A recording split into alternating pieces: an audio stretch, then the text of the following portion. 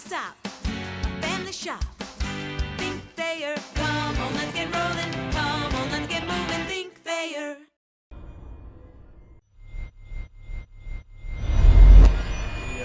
Didn't have the energy and the juice that I was looking for to start the game today. We were unable to crack the zone and execute the game plan of what we tried to do of attacking the middle and the baseline of the zone.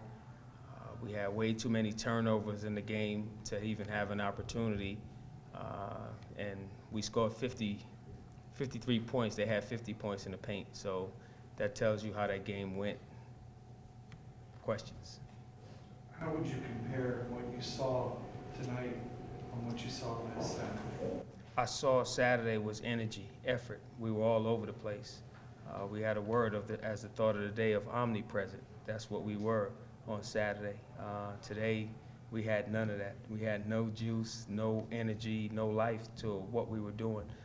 The zone kind of put you to sleep a little bit, but I thought we would attack it much better than what we did, and we didn't. So, I mean, it's a game that you want to put behind you as quickly as possible and get ready for Northern. You talked about when you have the lead and then being able to play with the lead and keep the pedal to the metal, so to speak. What do you guys have to learn when you're playing from behind? How to catch up. That's what you have to learn.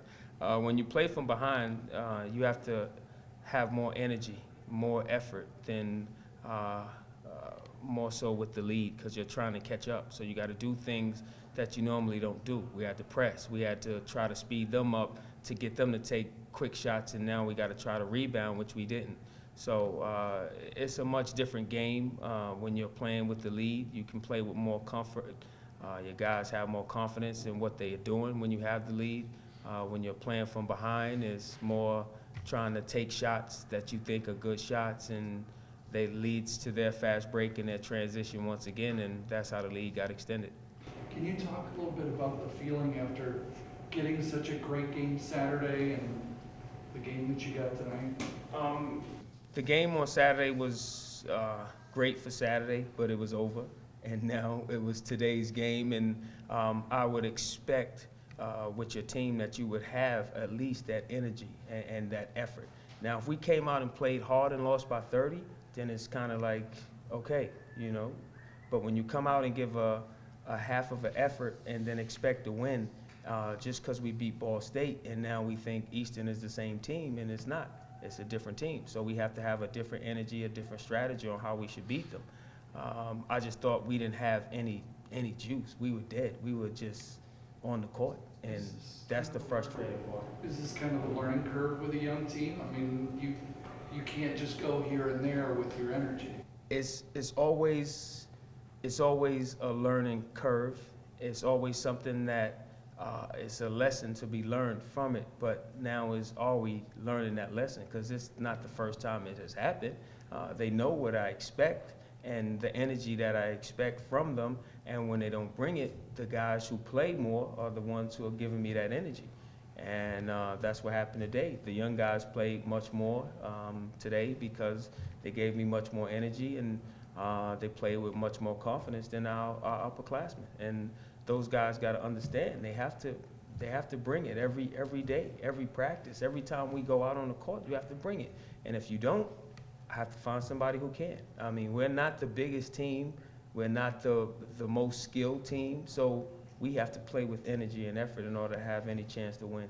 How much were the struggles against their zone, what they were doing, as opposed to the problems you were having with turnovers and not handling the ball? I think, for one, when you don't see it as much and you only see it for the first time, is difficult. Teams that are in the West that see those guys twice, they have a better chance because they know they got ways to figure out the zone and where to attack it at. When you only see it once and your team only see it once, it's not easy to attack. And they're very big and long and athletic, but we thought the middle was the spot. They did a good job of covering that up, and then it was the baseline.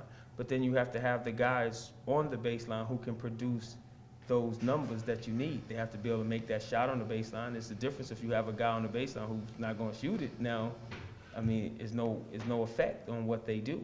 So it was trying to get guys in the right position And from fear of making a turnover, we turned the ball over more. And that was the difference. And trying not to make a turnover, we turned it over. And now we're just passive. We had no aggression against the zone. And that was what the difference was. And that's what they do. I mean, that's what it's built for. That's how it's designed. And we had to do a much better job of attacking it, and we did. How much of their offense was?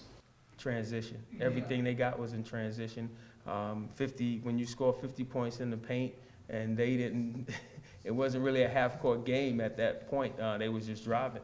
And before the game, we spoke about this team is a driving team. They're going to drive. They shoot 31% from three. They're not going to take that many threes, but yet they drove the ball, and once that got going, then they were able to get going from the three-point line as well. So we pretty much gave them everything because, like I said, no energy and no effort. I think 53 points is the lowest point total for the season so far.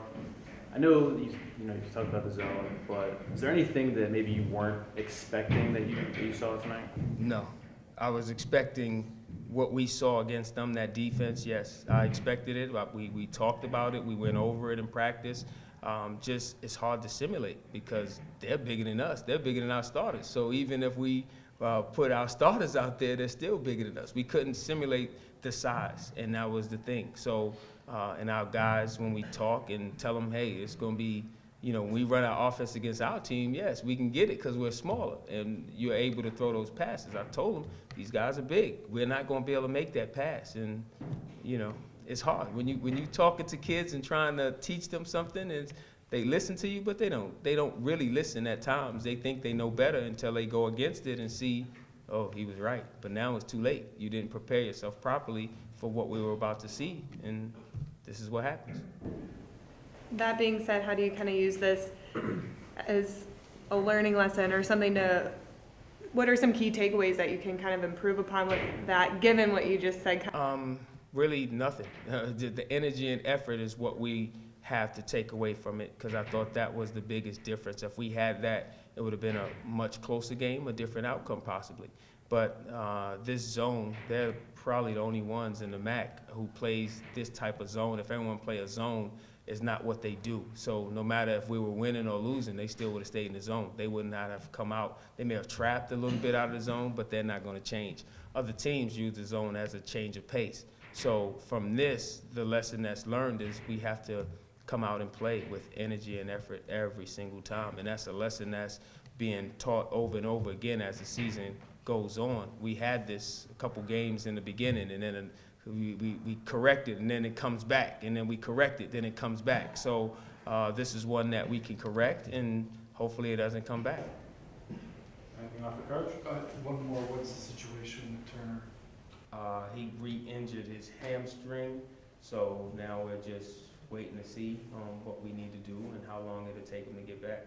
Do you have any sense, is it a long-term? Well, that I don't know because it just happened, so that's the thing, it just happened, and so right now he's out, and I don't really know when he'll be back, and I don't have a timetable. No, right after the Ball State game.